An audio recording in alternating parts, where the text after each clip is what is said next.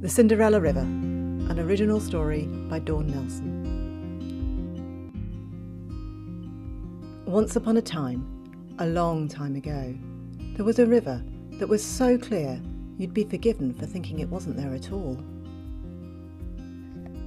23 miles she travelled across the shingle, chalk and clay to the sea, and as she did, she sang.